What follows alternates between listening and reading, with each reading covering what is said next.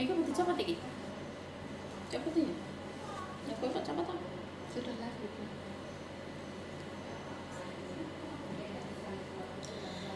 Ya, assalamualaikum warahmatullahi wabarakatuh. Untuk yang kedua kalinya, adik-adik masih stay tune di sana ya. Oke. Kalau saya lihat tadi di komentar belum banyak yang komentar. Yuk silahkan, yang siapa yang belum menyebutkan namanya, belum menyebutkan kelasnya, segera komentar untuk menyebutkan nama dan kelas sehingga kita tahu kalian itu bisa menyimak atau tidak. Untuk komentar yang lain silahkan komentar yang sopan, komentar yang baik sehingga orang lain membaca itu oh tahu kepribadianmu itu seperti itu, karena kepribadian itu bisa dilihat dari tulisan tangannya, bisa dilihat dari ucapannya itu seperti itu. Baik, untuk saat ini saya bergantian dengan Bu Dwi. Untuk yang akan menyampaikan materi nanti adalah Bu Dwi Astuti. Materi kita kali ini itu yang sedang tren, yang sedang mewabah, yang sedang dibicarakan oleh semua orang, yaitu COVID-19.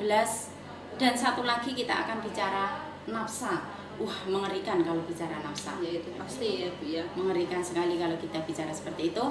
Baik, kita tahu semua bahwa wabah ini kita tidak mengharapkan dan tidak menyana-nyana ya, tidak menyana bahwa ini akan terjadi di seluruh dunia. Maka meskipun kalian sudah mengetahuinya, meskipun kalian sudah banyak informasi yang kalian dapat, tidak salah kami di sini untuk mengingatkan prosedur-prosedur yang harus kalian lakukan, mengingatkan bagaimana kita bisa mengantisipasi COVID ini agar tidak sampai kepada diri kita. Kemudian yang kedua, kita nanti akan bicara soal nafsa, narkotika. Sejak zaman dulu sekali tentang narkoba ini memang sudah ada, sudah dipakai dan sudah jadi masalah.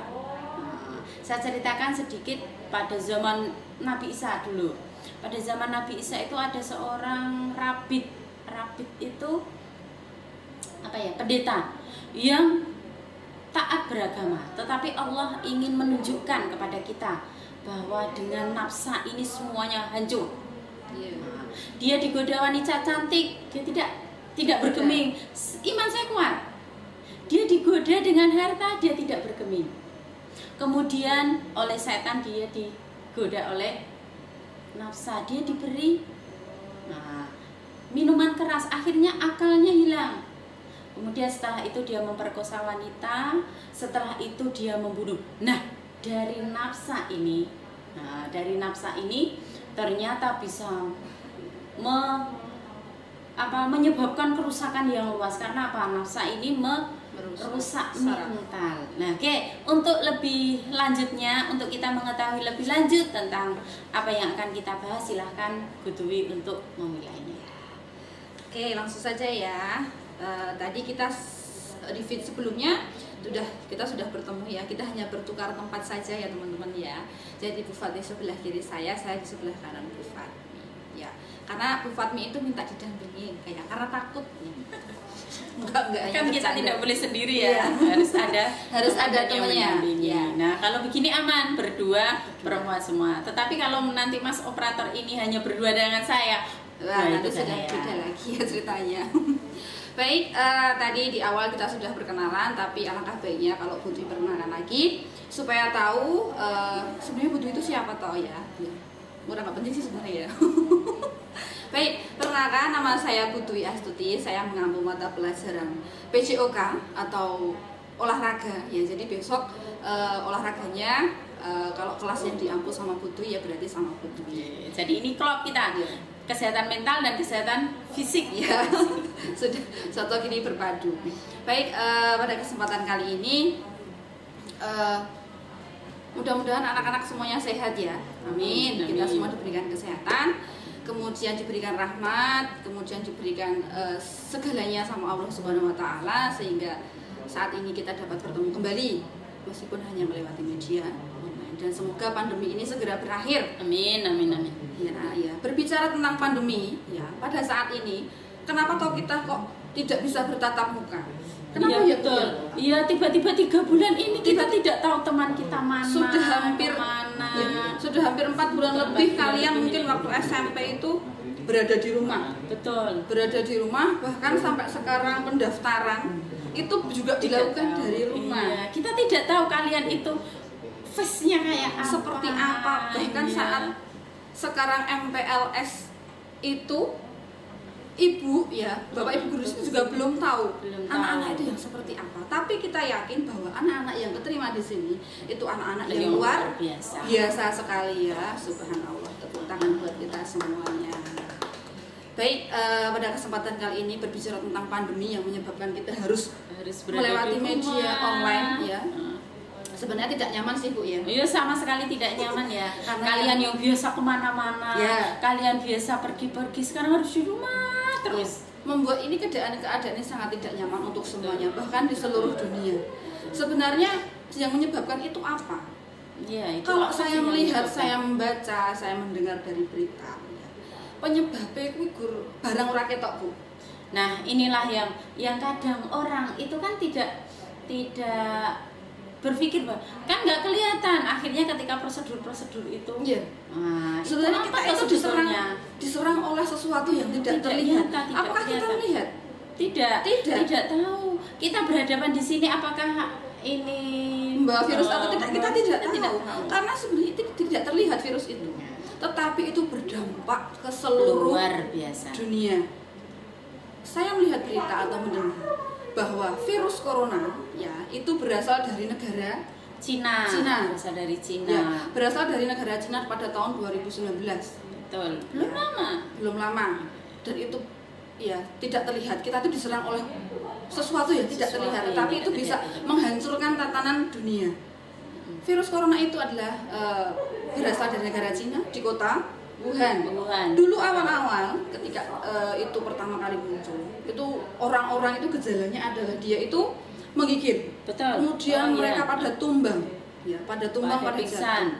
Karena mengapa kok seperti itu? Mengapa tiba-tiba dia tiba-tiba tumbang, dia tiba-tiba pingsan? Sebetulnya yang diserang itu apa sih? Yang diserang itu ya ketika orang-orang itu terkena virus, karena pada saat itu mungkin orang-orang itu belum menyadari di kota Wuhan itu belum menyadari bahwa virus bahwa di dalam tubuhnya itu ada virus. Betul. Makanya mereka mungkin menganggap bahwa yang mereka alami seperti demam, seperti batuk pilek, seperti sakit tenggorokan itulah demam biasa. Tetapi ternyata itu adalah virus corona.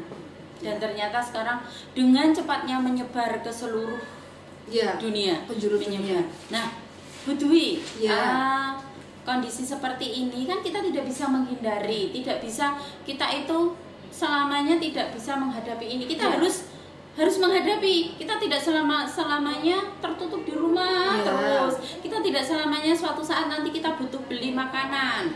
Suatu saat kita butuh ini, butuh ini. Nah, ini kan mau tidak mau harus kita hadapi. Lah, bagaimana kita bisa menghadapi ini dengan aman? Ya, baik. Seperti yang disampaikan tadi bahwa virus corona itu adalah menyerang imun seseorang. Ya. Penularannya bagaimana? Penularannya adalah melewati droplet atau cairan air liur yang menempel pada suatu benda. Nah, virus itu bertahan pada benda itu bisa sampai 9 jam. Maka ada protokol kesehatan yang harus kita laksanakan. Betul. Ya Bu ya, seperti yang saat ini sudah digembar-gemborkan ya, sudah dari awal itu kita harus melakukan protokol kesehatan. Ya, itu memang benar-benar harus dilaksanakan. Ya, karena yang diserang adalah imun kita, berarti kita yang pertama harus menjaga, harus sehat dulu. Menambah imun kita. Caranya bagaimana? Yang pertama, anak-anak bisa di rumah olahraga. Saya yakin selama 4 bulan terakhir ini anak-anak itu pasti bangun jam berapa ini? Nah, kira-kira pasti bangun jam berapa pagi-pagi? Bangunnya jam ini libur orang sekolah. Ya. Ini kan BCC bisa sambil tidur. Bisa sambil tiduran, bisa sambil tengkurap. Yang masak kan sudah ibu. Nah, seperti itu. Jadi kita bisa memperkuat imun kita itu dengan cara beraktivitas olahraga. Kemudian makan makanan yang bergizi. Bergizi. Di rumah harus makan makanan yang bergizi. Kebutuhan sayur tercukupi, karbohidrat tercukupi, 4 sehat 5 sempurna. Tapi kalau sekarang itu dari Dinas Kesehatan, kalau bisa itu makanan seimbang. Ya, bukan lagi 4 sehat sempurna ya, tapi seimbang. Gizi seimbang, semuanya tercukupi dari protein, kalori, lemak, vitamin dan mineralnya. Cukup berarti. Cukup ya. Kemudian yang ketiga, kita harus rajin menjaga kebersihan, termasuk kebersihan diri. Ya. Kebersihan diri itu penting anak-anak. Ya. Yang pertama kebersihan diri, rajin mencuci tangan. Nah ini Bu Dwi, Ya. tambahan sedikit untuk mencuci tangan. Itu sebetulnya kebiasaan masyarakat kuno Jawa dulu. Yang ini sudah hilang di era tahun 90-an atau 80-an. Kalau saya tahu dulu di masyarakat di dusun-dusun itu setiap depan rumah itu mesti ada gentong itu. Nah, ini satu kebiasaan yang perlu kita angkat lagi. Ya, kita perlu tanamkan ya. Setiap kita habis aktivitas cuci tangan. Ya. Kemudian bagi seorang muslim untuk bisa mendapatkan kesehatan seperti itu ada satu tindakan yang namanya ngelanggeng ke wudhu. Jadi mengapa ketika kita cuci tangan tidak langsung wudhu? Nah, itu kan sehat itu, bersih itu tidak hanya tangan tapi seluruh. Nah, ya seluruh kita itu. Ya bagi yang muslim yuk mencoba untuk rajin cuci tangan sekaligus wudhu. Ketika kita batal wudhu, yuk wudhu, pahalanya akan sangat luar biasa. Betul. Tadi ya Bu ya, kebersihan diri yang pertama, rajin cuci tangan. Ya, kemudian menggunakan sabun. Ada 6 langkah mencuci tangan, saya yakin semuanya sudah hafal. Sudah pernah mencobanya ya? Sudah pernah mencobanya.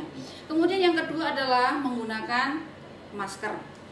Ya, karena itulah untuk menahan muncratnya air liur itu ke benda atau ke orang lain. Makanya kita disarankan untuk menjaga jarak. Nah, ini kita menjaga jarak ini jangan sampai entah siapa yang kita kan nggak tahu karena itu tidak kelihatan. Iya, karena virus yang tidak kelihatan itu tadi sudah menyerang tatanan dunia. Kemudian selain menjaga kebersihan diri, tadi sudah cuci tangan, sudah menggunakan masker dan menjaga jarak. Betul. Anak-anak, itu yang kalian lakukan bisa dengan cara menjaga kebersihan lingkungan. Caranya bagaimana? Rajin membersihkan rumah. Karena apa? Rumah yang kurang bersih itu juga mengganggu kesehatan. Misalkan banyak nyamuknya, ya, banyak lalatnya, itu akan menyebabkan penyakit-penyakit yang lain yang memicu terjadinya penyakit ya, sehingga imun kita menurun. Ada lalat. Nah, itu ini bisa, apalagi seorang gadis ya ini ya. Apalagi kalian adalah kebanyakan 90% sekian kalian adalah gadis. Lihat kamar kalian. Ayo lihat kamar kalian. Pasti yang tersenyum, pasti yang malu-malu. Oh, kamarku berantakan. Nah, ini. Yuk mulai berpola hidup bersih di rumah. Ya. Baik, COVID-19 kembali lagi ya Bu ya. Tadi menjaga kebersihan lingkungan, termasuk membersihkan kamar, membersihkan lingkungan rumah, itu juga salah satu cara untuk supaya kita itu tidak terkena penyakit ya. Kalau misalkan kebetulan di rumah kita itu banyak lalat, banyak nyamuk, otomatis menempel pada makanan yang kita makan masuk ke tubuh, hanya kita sakit. Dan apabila kita terkena virus corona, itu bisa menjadi salah satu pemicu terbesar kita mudah tertular oleh virus corona tadi. Karena apa? Kalau kita sudah punya riwayat sakit sebelumnya, itu bisa memicu imun kita menurun sehingga bisa memicu kita terserang oleh virus corona. Meskipun ya virus corona itu menular apabila kita itu berinteraksi langsung dengan pasien positif. Ya. Jadi kalau misalnya kita bisa menjaga protokol kesehatan, misalnya tetap menjaga jarak, tetap meskipun aktivitas di luar, insya Allah kita aman. Sering cuci tangan ketika kita habis belanja kita cuci. Nah, sekarang kalau kita sudah mencoba untuk berpola hidup sehat seperti itu, tanda-tandanya ketika seseorang itu terkena virus itu bagaimana? Jangan sampai nanti saya kan satu sehat, hanya flu biasa atau flu biasa, mungkin gitu. saya dari zona merah, saya tidak apa-apa, kan saya tidak sakit, saya tidak pernah flu, saya tidak pernah batuk, itu bagaimana kira-kira? Sebenarnya kalau orang yang gejala orang yang terkena virus corona, yang pertama, kalau emang ada indikasi dia demam di atas 38 derajat Celcius nih teman-teman anak-anak ya, kalau misalkan di rumah atau di saudara, di tetangga itu ada yang mengalami demam tinggi, kemudian batuk, sakit tenggorokan, dan pernah kontak langsung dengan penderita atau pasien positif, itu perlu menuju ke fasilitas layanan kesehatan. Jadi yang pertama adalah gejalanya demam di atas 38 derajat Celcius, kemudian sakit tenggorokan, kemudian diikuti dengan batuk dan pilek, kurang lebih itu. Jadi kalau misalkan nanti ada saudara atau tetangga yang memiliki gejala seperti itu, disarankan untuk periksa ke rumah sakit terdekat dengan protokol kesehatan yang ketat ya. Iya, tentunya dengan protokol kesehatan yang ketat. Seperti itu. Misalnya terjadi gejala seperti itu, apalagi ketika dia ada atau saudara atau dirinya itu ada riwayat perjalanan dari luar atau dari zona merah, meskipun dia mungkin di rumah, tetapi ada saudara atau apa yang perjalanan ada peristiwa seperti itu, maka perlu waspada. Kemudian juga waspada misalnya ada penyakit penyerta Nah, penyakit penyerta itu misalnya usia di atas 50 tahun, kemudian di bawah 50 tahun pun ketika ada penyakit-penyakit yang menurunkan daya imun, maka perlu sangat-sangat waspada. Betul. Seperti itu. Terus tadi saya sempat berpikir lah, ini yang tidak sakit gimana? Saya belum tahu itu yang bagaimana. Mungkin juga anak-anak belum tahu tentang ODP, tentang itu apa itu sebetulnya? Ini misalkan ya teman anak-anak ya, kalau kebetulan di tetangga atau saudara itu pernah melakukan perjalanan jauh dari misalkan dari daerah yang zonanya itu merah atau zona itu dan merasa tidak sehat, itu yang perlu kalian lakukan yang pertama adalah kalian menggunakan masker, kemudian kalian menuju ke layanan kesehatan ya.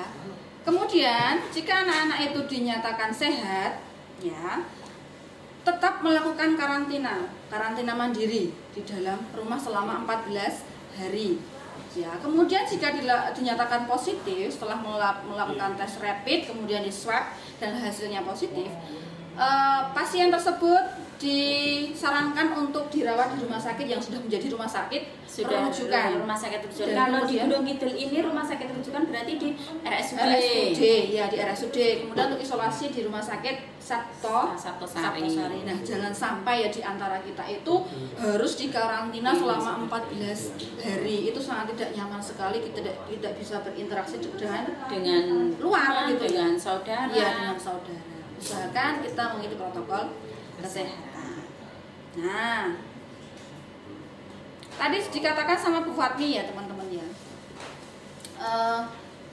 sebenarnya kita itu membawa virus apa tidak? Betul. Setiap orang itu membawa sehat. Ya, saya sehat. Ya. Saya misalnya dari zona merah, dari Solo atau dari mana? Ya. Saya kan sehat. Tapi kita tidak tahu ya, berarti kesadaran dari diri kita sendiri untuk apa? Self monitoring ya, menjaga. Kita melakukan karantina sendiri supaya apa? Supaya virus itu tidak menyebar. Ya, seandainya kita membawa virus karena apa? Ya, betul. Sekarang itu banyak OTG. Ya, ada OTG. Itu apa, Bu? PDP itu apa? Ya. Ya. Baik, sebenarnya di lingkungan kita itu banyak sekali OTG mungkin saat ini. Di Gunung Kidul itu kasusnya kalau saat ini kemarin itu sudah mereda, tetapi kemudian muncul lagi dari beberapa klaster. Nah, betul. Kita harus selalu waspada, Bu. Ya, kita harus selalu waspada supaya apa? Meskipun saat ini ya banyak sudah dikatakan menghadapi new normal, ya. Saat ini kita sudah menghadapi new normal, tetapi kita harus tetap melaksanakan protokol kesehatan. Ya tetap harus, karena kan kita tidak tahu ya, ini kondisi di sekitar kita itu benar-benar. Kita tidak tahu. Jadi protokol kesehatan memang benar-benar harus diterapkan. Baik itu ada yang mengingatkan atau tidak. Karena misalnya kita keluar rumah, saya nggak cuci tangan kan nggak ada yang tahu. Saya dari pergi-pergi, kemudian di rumah ada orang tua, ada simbah, ada apa, kan saya tidak tahu. Tidak seperti itu. Jadi protokol kesehatan itu memang perlu kesadaran yang luar biasa dari diri kita. Karena apa? Ketika kita sehat, orang lain juga akan sehat. Tetapi ketika kita membawa virus, bisa jadi kita sehat, tetapi orang lain nanti yang akan kena dampaknya. Betul sekali ya Bu Fatmi. Baik, kaitannya dengan virus corona ini ya, yang menyebabkan kita harus bertatap mukanya lewat media online ini. Tadi sudah kita singgung juga apa sih OTG, apa sih itu ODP, apa sih itu PDP ya. Mungkin anak-anak juga mungkin sebenarnya sudah tahu ya, tapi alangkah baiknya kita bahas lagi. OTG itu apa sih ya teman-teman ya? OTG adalah seseorang yang tidak bergejala namun memiliki kontak erat dengan kasus konfirmasi COVID-19. Bisa dipahami? Sudah kontak dengan orang yang memang benar-benar positif ya, ini OTG ya. Entah itu diketahui atau tidak. Meskipun sebenarnya kondisi kita itu sehat betul. Tapi kita tuh membawa virus, kemungkinan karena apa? Kita itu bersosialisasi dengan banyak orang seperti itu. Kemudian ODP itu apa? Orang dalam pemantauan.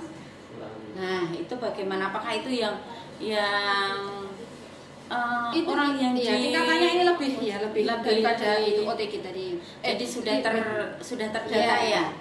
ODP orang dalam pemantauan itu jika memiliki riwayat demam lebih dari 38 derajat Celcius. Kemudian memiliki riwayat perjalanan atau tinggal di negara atau wilayah yang terdampak virus corona itu. Misalnya di zona merah jelas dia sudah ada di. Itu harus self monitoring. Kemudian PDP, pasien dalam pengawasan. Itu apa? Ya, itu demam lebih dari 38. Kemudian memiliki riwayat perjalanan atau tinggal di zona merah atau berinteraksi dengan pasien positif. Kemudian PDP, OTG, PDP itulah istilah Bu. Ya, istilah saat ini yang baru kita dengar ya. Dulu belum pernah kita dengar itu. Akhirnya jadi banyak orang yang tidak tahu apa ODP, PDP itu. Karena adanya virus corona ini jadi sekarang banyak istilah. Baik, kemudian ketika banyak orang yang misalnya saya harus rapid test, karena kan ketika kita mau melakukan perjalanan jauh, misalnya mau keluar kota, mau ke Sumatera atau apa, harus prosedur ini. Sebetulnya manfaat dari rapid test itu apa? Ya, manfaat rapid test harus melalui tes ini. Bu ribet, Bu saya kan nggak sakit, Bu. Itu bagaimana? Baik, karena sekarang itu kan kita sudah 4 bulan terpenjara di dalam rumah, mungkin ya sudah ingin istilahnya kalau burung itu sudah pengen terbang keluar ya. Rapid test itu dilakukan untuk orang yang berinteraksi dengan pasien positif. Jadi ketika saya keluar, misalnya saya dari Jawa Tengah, saya harus melakukan rapid test. Ketika ingin kembali ke rumah, usahakan untuk melakukan rapid test. Nah, ini yang sering menyebabkan tiba-tiba booming. Banyak sekali gejala yang timbul. Ini kan apa? Kesadaran ini perlu kita terapkan bersama. Toh misal saya dari Jogja dari ini tidak ada yang tahu ya. Udah masuk rumah aja sudah aman, nggak ada yang tahu. Pulangnya malam-malam, tidak melakukan protokol kesehatan, memegang anak kita padahal tiba-tiba keluarga kita. Berarti rapid test ini untuk mengetahui ini memang perlu kesadaran yang luar biasa. Karena sehat saya berarti sehat semua orang. Terkadang banyak orang itu takut untuk melakukan rapid test. Karena katanya sakit itu. Karena tidak. Saya juga mau pernah, tapi nauzubillah Sebenarnya, jangan. Rapid test itu penting sekali karena apa? Untuk mengetahui di dalam tubuh kita itu ada virus yang reaktif apa tidak. Sebenarnya kalau kita tes rapid itu, kalau kita flu biasa, kita rapid itu ada apa ya istilahnya? Ada virus dalam tubuh kita. Itu reaktif. Betul. Belum tentu kalau reaktif itu karena corona. Sebenarnya karena kalau kita flu saja itu kita tes rapid itu hanya sebatas sampai ke pada reaktif. Iya. Kalau tetapi kalau misalkan dalam kasus pandemi seperti ini, kalau misalkan dalam tubuh seseorang itu dites kemudian ada reaktif, itu memang disarankan untuk karantina sendiri mandiri ya. Iya, karantina mandiri supaya apa? Supaya memang jika nanti di rapid test kedua kemudian di swab itu positif, sudah tidak ada kita sudah mencegahnya dengan karantina itu. Betul. Tadi. Jadi itu perlu sekali lagi perlu kesadaran bersama. Perlu kesadaran bersama untuk saya karantina. Karantina ini bukan menyiksa diri.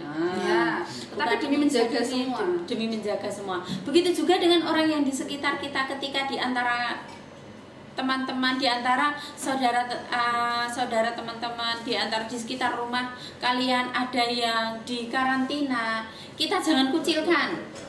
Betul. Yang kita perangi itu adalah penyakitnya, bukan orangnya. Mereka perlu support. Mereka adalah teman-teman kita, mereka adalah saudara-saudara kita, mereka adalah orang-orang yang kita sayangi, kita support. Jangan sampai ketika ada teman atau saudara sampai mereka isolasi mandiri mungkin sampai positif, itu terus kita kucilkan.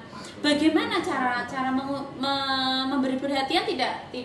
Tidak harus bertatap muka begini, tidak harus karena mereka harus karantina. Jadi sikap kita adalah dengan tidak mengucilkan, kemudian dengan membantu bahan makanan, mensupport dengan kan mereka yang masih bisa komunikasi lewat HP bisa kita support. Jangan pernah mencaci, jangan pernah memaki, jangan pernah menjatuhkan mental orang-orang yang terkena berdampak virus tersebut. Betul sekali.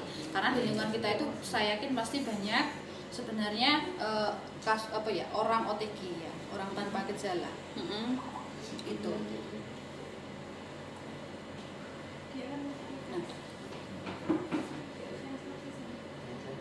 Baik Bu Dwi, mungkin pengetahuan kita soal COVID-19 sudah banyak kita bahas sudah banyak. Nah, suatu saat nanti kita akan ke sekolah ya anak-anak, kita akan sekolah, bapak ibu kalian akan bekerja. Sebaiknya apa saja bekal yang perlu dibawa atau disiapkan agar apa? Agar kita terlindungi dengan baik. Bekal apa saja yang perlu kita bawa? Baik, karena sekarang itu sudah masuk ke era new normal. Mau tidak mau kan kita memasuki era baru, adab baru, kebiasaan baru. Seandainya nanti kita sudah bisa bertatap muka, itu ada yang perlu kalian persiapkan. Yang pertama, kalian harus selalu rajin mencuci tangan, kemudian selalu menggunakan masker minimal 4 jam sekali, itu harus ganti. Kemudian ketika nanti kalian sudah masuk, itu usahakan selalu untuk menjaga jarak. Karena saya yakin ketika nanti kalian masuk itu pasti susah untuk menjaga jarak. Apalagi ketemu teman-teman yang lama, tidak sengaja langsung atau ketemu teman-teman yang baru, ada teman-teman yang baru. Itu kalian harus selalu menjalankan protokol kesehatan. Kemudian seandainya nanti kalian sudah masuk atau beraktivitas kembali, kita harus punya starter kit. Apa itu starter kit? Itu yang harus kita bawa. Kita harus punya amunisi. Misalkan sabun cuci tangan harus ada di tas kita. Kemudian yang kedua itu bisa membawa masker cadangan. Jadi tidak hanya satu kita sediakan cadangan di tas kita. Betul. Kemudian yang ketiga bisa membawa hand sanitizer. Itu juga kepepet banget tidak ada air.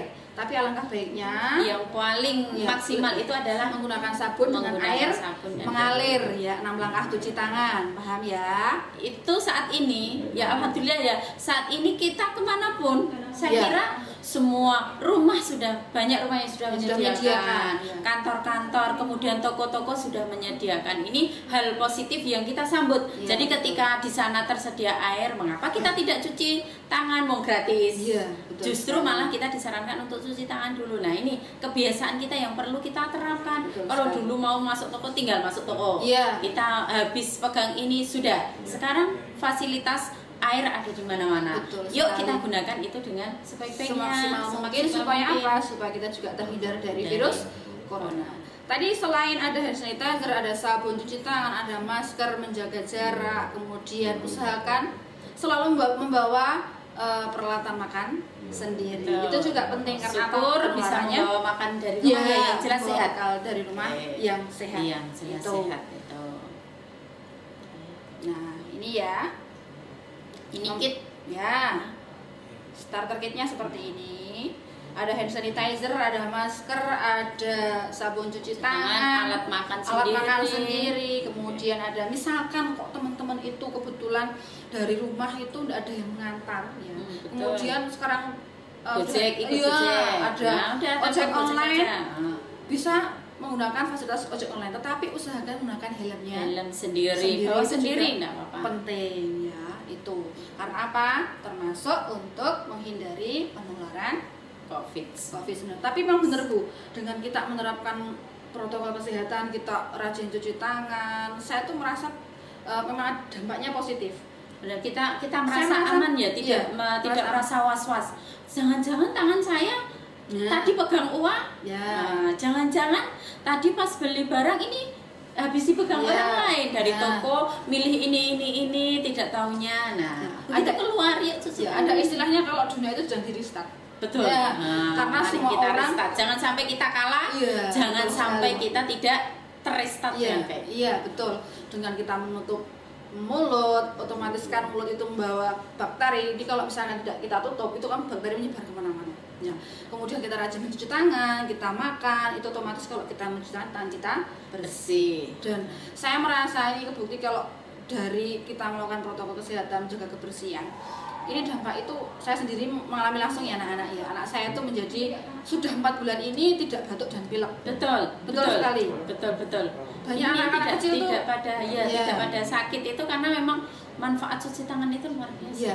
Mungkin anak-anak sendiri di rumah juga merasakan seperti itu dampaknya. Kita itu sudah berjuang. Kita disuruh berjuang, tapi kita berjuangnya cuma di rumah tiduran, mainan HP. Ya. Tidak seperti pahlawan-pahlawan kita zaman dulu. Ya jelas dihadapi itu. Dihadapi berperang. Tidak seperti ketika bencana alam yang kelihatan. Kita disuruh atau diminta untuk menghadapi sesuatu yang tidak kelihatan. Dan hanya dari rumah ya, Bu.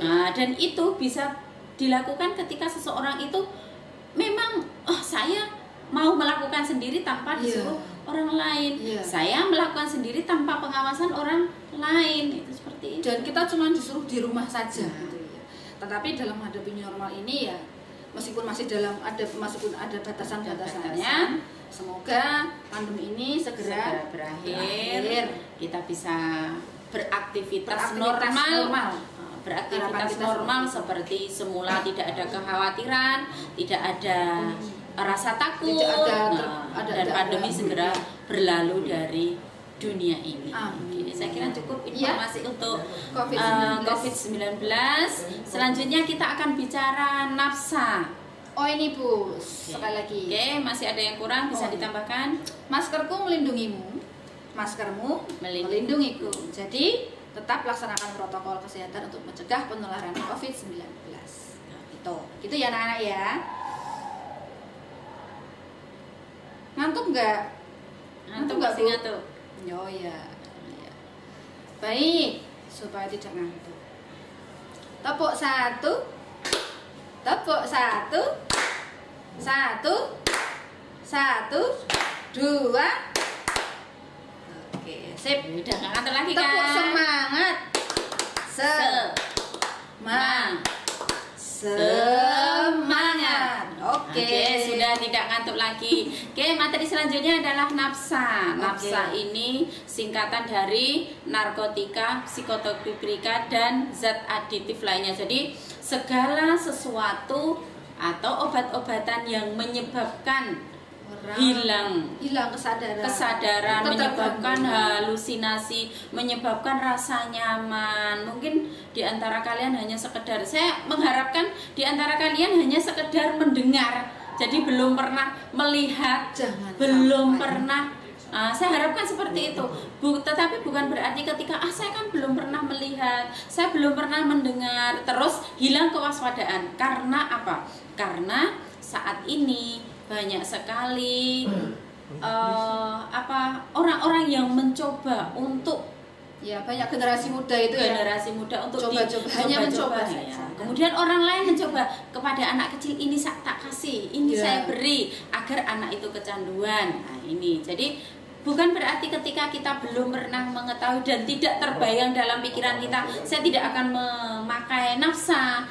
Bukan berarti pengetahuan itu tidak bisa kita gali dan kita pelajari. Baik, untuk selanjutnya silahkan Bu Dwi, bagaimana nafsa ini bisa kita kita dalami, pahami. Ya, kita pahami ya. Dipersilakan. Supaya kita itu tahu ya Bu ya. Iya, Baik. betul. Di sini saya diminta untuk menyampaikan materi nafsa, bukan berarti saya itu pengguna ya anak-anak ya. Saya di sini hanya menyampaikan saja ya.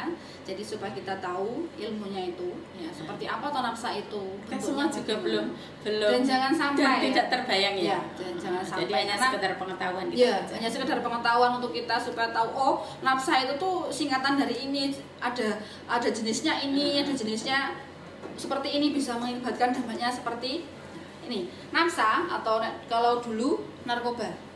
Nafsa zaman dulu.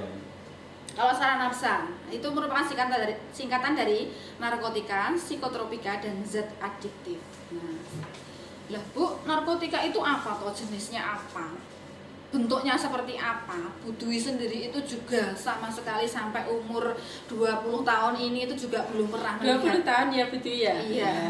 20 tahun ini belum pernah melihat itu yang namanya narkotika kayak apa? Itu Fani juga belum pernah mengetahui bagaimana. Ya.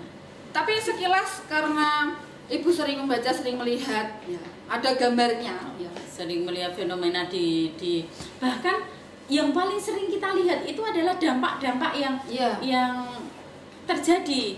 Kalian sering melihat berita, sering membaca berita. Banyak generasi muda ya, Bu ya. Banyak generasi muda yang tiba-tiba, oh di sana ternyata anak ini terkena kasus memakai narkoba. Padahal itu hanya coba. Sini. Padahal dia tidak tahu awalnya. Sini tak kasih sesuatu. Apa tuh? Ya coba sih. Coba dulu lah. Enak pokoknya ini bikin enjoy, bikin nikmat. Coba aja dulu. Akhirnya apa? Coba-coba jadi ketagihan. Nah, kalian perlu tahu seperti apa bentuknya, seperti apa jenisnya. Nah, Narkotika itu merupakan zat atau obat yang berasal dari tanaman, ya, atau bukan tanaman, baik sintetis maupun semi sintetis, yang dapat menyebabkan penurunan atau perubahan kesadaran, hilangnya rasa, mengurangi sampai menghilangkan rasa nyeri, dan dapat menimbulkan ketergantungan. Sebenarnya obat-obatan ini tujuannya untuk pengetahuan loh, tetapi banyak orang menyalahgunakan. Itu saya melihat dari definisi itu untuk menghilangkan rasa nyeri. Nah, berarti saya berkesimpulan begini. Gimana Bu? Saya berkesimpulan ketika rasa nyeri itu ada di kita, boleh tidak kita pakai itu?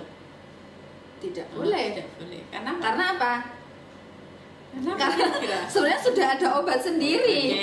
Ya, karena sudah ada obat sendiri, bukan yang golongan narkotika, kan seperti itu. Kemudian ada hilangnya rasa, misalkan teman-teman ada yang galau, ada masalah, ada sedih luar biasa, ada masalah yang itu bisa hilang lewat bisa pelariannya bisa ke sini. Bisa kalau mengkonsumsi ini bisa hilang. Jadi senang ya. Ada merasa. Jadi yang tadinya susah, merasa happy, tadinya putus asa bisa tiba-tiba menjadi happy ya. Itu bisa. Narkotika seperti itu. Ya, narkotika bisa seperti itu. Dan dapat menimbulkan ketergantungan. Nah, Jadi yang kalau ketergantungan ini, ketika Bu.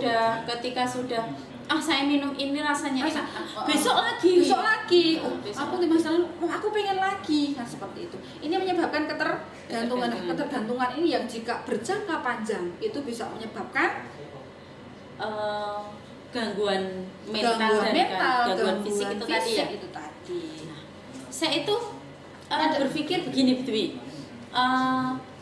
Orang-orang yang mereka itu sangat ketergantungan kepada zat aditif ini, kepada nafsa ini, tentunya mereka punya, kadang ada yang punya masalah, ada yang punya beban hidup. Betul. Berarti ketika para pengguna ini, karena mereka memang punya kelemahan mental. Betul sekali. Memang punya kelemahan mental yang pelariannya di sana, itu tadi ya. Tidak punya teman curhat, akhirnya apa? Saya minum ini aja, enjoy. Tidak ada teman yang menasihati. Karena apa? Tidak ada teman yang menasihati karena tidak punya teman. Seperti itu. Dan jika ini ketergantungan berjangka panjangnya bisa menyebabkan kematian. Itu yang paling sampai sudah benar-benar akut. Betul. Nah, narkotika itu sendiri dibagi menjadi beberapa golongan, anak-anak ya.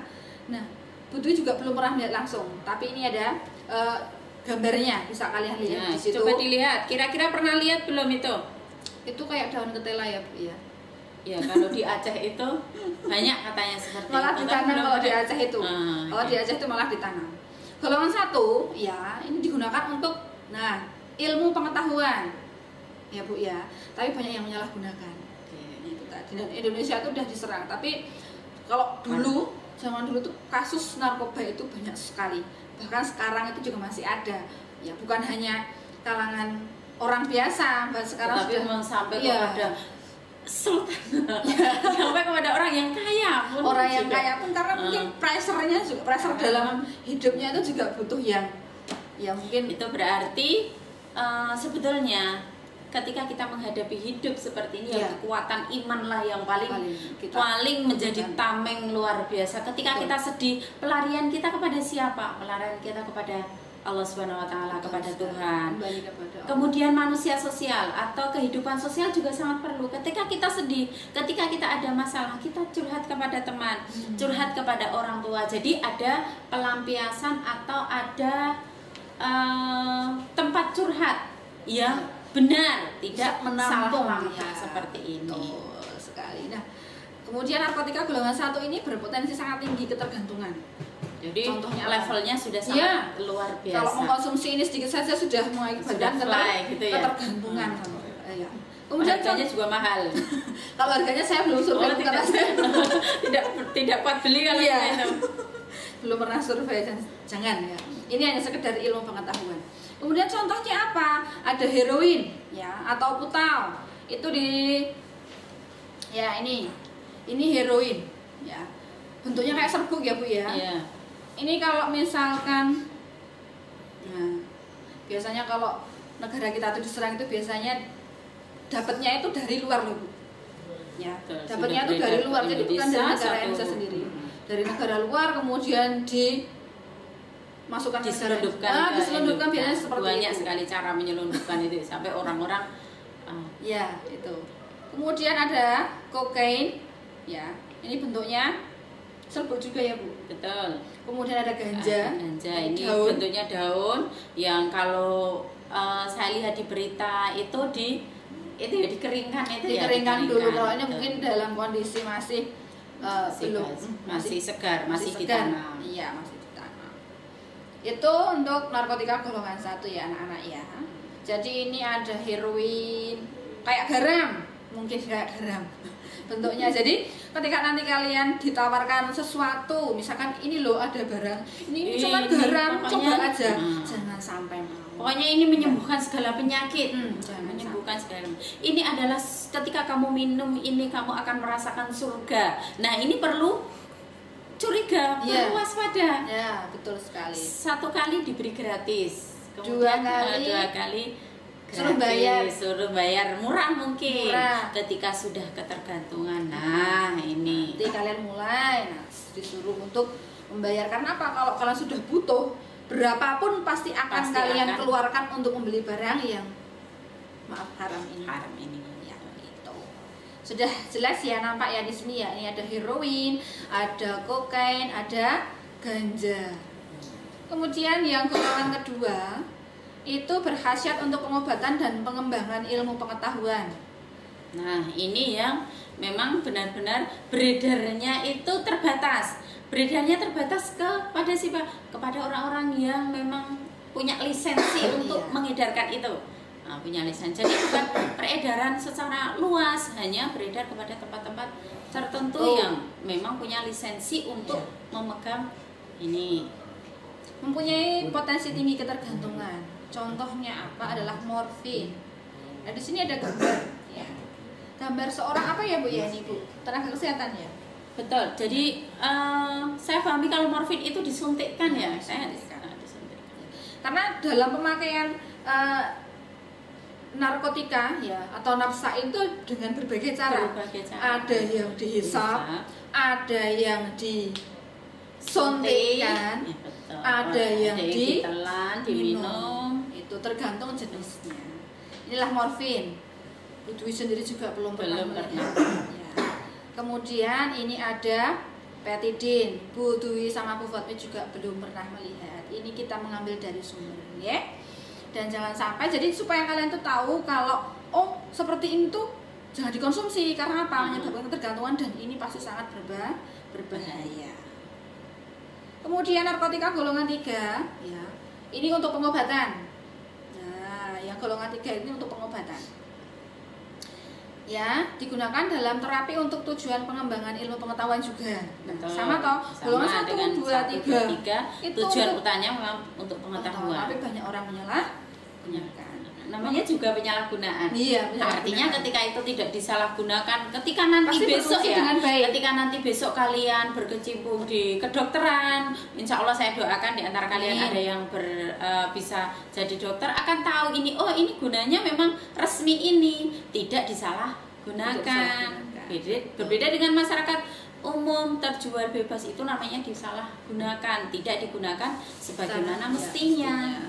Ya itu tadi karena orang Indonesia itu pinter, tapi kadang pinterannya disalahgunakan untuk menghancurkan orang lain. Ya, jangan sampai ya anak-anak ya. Nah, kemudian contohnya adalah kodein. Nah, ini gambarnya itu tidak ada. Ya, Putri sendiri juga tidak punya bayangan kodein itu seperti apa ya. Saya itulah obat terlarang. Narkotika yang sering disalahgunakan yang pertama adalah opiat, ya jenis morfin, heroin, petidin, candu dan sebagainya. Ganja, kemudian ada kokain, yaitu serbuk kokain. Tadi narkotika, sekarang psikotropika, itu apalagi? Bedanya itu apa dengan narkotika dan psikotropika? Itu apalagi? Ya, kita baca dulu bersama-sama ya. Bisa kalian lihat ya di tayangan ya. Psikotropika, zat atau obat baik alamiah maupun sintetis, bukan narkotika yang berkhasiat psikoaktif melalui pengaruh selektif pada susunan saraf pusat yang menyebabkan perubahan khas pada aktivitas mental dan perilaku. Kira-kira gimana ya Bu ya? Paham nggak teman-teman? Ini pengertiannya. Jadi kalau saya mengambil kesimpulan itu psikotropika itu akan mempengaruhi otak kita, betul mempengaruhi sekali. mental kita, mempengaruhi perilaku perilaku yang dari tadinya tidak agresif menjadi agresif, yang tadinya masih punya rasa malu hilang rasa malu, kemudian timbul keberanian yang luar biasa. Pokoknya sudah dari malam takut keluar jadi berani keluar. Yang lebih parah lagi yang tadinya tidak berani membunuh jadi, nah inilah pengaruh mental kepada setiap orang yang sudah kecanduan atau psikotropika ini. Nah, jenisnya psikotropika golongan 1. Digunakan untuk kepentingan ilmu pengetahuan juga. Mungkin sama dengan yang atas tadi ya, Bu? Ya, sama dengan yang narkotika tadi. Betul. Tapi kembali ke pengertiannya tadi, Bu. Zat atau obat baik alamiah maupun sintetis bukan narkotika. Oh, berbeda ini jadi berbeda ya. Ya. Mempunyai potensi amat kuat atau sangat kuat. Ya, ketergantungan. Jadi mungkin sekali pakai saja sudah membuat akhirnya merasakan efeknya. Ya, efeknya ya itu tadi merasa semuanya apa ya, tidak menghadapi masalah sudah merasa plong, sudah tidak menghadapi sesuatu sudah merasa baik-baik saja ya, gitu. Contohnya ekstasi. Nah, ini ekstasi ini bentuk berupa pil ya Bu, pil kapsul. Nah, ini yang sering kita dengar ya, sering kita lihat. Mungkin harganya lebih terjangkau. Jadi ini banyak yang terjerumus ke sana. Kemudian ada sabu-sabu, ini juga putih ya Bu, kayak seperti darah. Jadi kalian harus tahu. Jadi ketika kalian minum, misalkan sakit minum obat, jadi harus tahu ya. Jangan sampai nanti salah minum obat, bisa dipercepat. Ya. Golongan 2 berkhasiat sebagai pengobatan, dapat digunakan dalam terapi atau tujuan ilmu pengetahuan. Contohnya amfetamin. Nah, ini contohnya. Kemudian golongan 3 sebagai pengobatan, ya, mempunyai potensi sedang, ya. Contohnya fenobarbital dan teman-temannya bisa. Kemudian golongan 4 berkhasiat sebagai pengobatan juga. Jadi untuk pengobatan ini kita tidak bisa beli secara bebas di apotek atau toko obat, tetapi harus dengan resep dokter dan dokter mengetahui siapa yang bisa menggunakan. Betul sekali ini. Nah, kita masuk ke zat adiktif lainnya. Bahan atau zat yang berpengaruh psikoaktif tidak termasuk narkotika dan psikotropika. Beda jenisnya Bu ini. Itu apa jenisnya sih? Nah, jenisnya adalah minuman beralkohol. Betul. Ayo, siapa yang pernah minum minuman beralkohol? Bu, lah itu kalau itu beralkohol itu buat obat itu, nah beda. Kalau fungsinya digunakan sesuai, namanya kan penyalahgunaan. Berarti ketika digunakan untuk obat itu tidak menyimpang. Nah. Ya sekarang begini Bu, kita kan anak-anak juga pernah dengar, sering dengar juga anak-anak muda yang mereka itu pergaulannya bebas, justru mengoplos dengan berbagai macam untuk dapat mendapatkan efek mabuk. Nah, ini untuk mendapatkan efek mabuk. Dari semua yang diuraikan tadi, mungkin Butwi kita bisa dapat kesimpulan, karena kan kita jangan pernah membayangkan untuk terlibat di dalamnya ya. Bayangkan saja ketika kalian terlibat nanti dalam hal ini adalah ketika kalian menjadi dokter. Nah, betul. Itu tentunya ada sesuatu yang harus kita bangun dalam diri kita. Ya. Kita bangun dalam diri kita agar kita tidak terpengaruh, agar kita tidak menjadi pecandu. Betul. Kita menjadi pecandu. Apa saja yang perlu kita siapkan diri dan mental kita agar kita tidak menjadi orang-orang yang hancur karena nafsa ini. Jadi sebenarnya kita bisa membentengi Bu. Ya. Kita harus memilih dalam pergaulan. Betul. Ya. Kemudian selain pergaulan kita juga harus memperkuat iman. Betul, itu yang utama. Penting. Jadi semua intinya itu ada penguatan iman. Iya, betul sekali. Mungkin itu. Betul. Saya kira itu. Mungkin itu anak-anak yang bisa kita sampaikan ya tentang COVID-19 dan nafsa ya Bu ya. Selebihnya jika nanti misalkan ada yang mau tanya-tanya bisa langsung komentar di kolom komentar atau mungkin diskusi di ruang grup kelas kalian sudah ada, silakan kalian bisa bertanya-tanya atau mungkin japri kepada kita berdua juga boleh diterima sangat terbuka. Baik, bisa diakhiri betul. Baik, itu tadi materi yang bisa saya sampaikan. Ya, baik, itu tadi materi yang bisa saya sampaikan mengenai COVID-19 dan nafsa. Semoga apa yang Putri sampaikan bisa bermanfaat dan semoga kita bisa menjadi generasi penerus bangsa yang membanggakan, baik untuk keluarga maupun nusa dan bangsa, dan kita dijauhkan dari segala hal-hal yang tidak baik.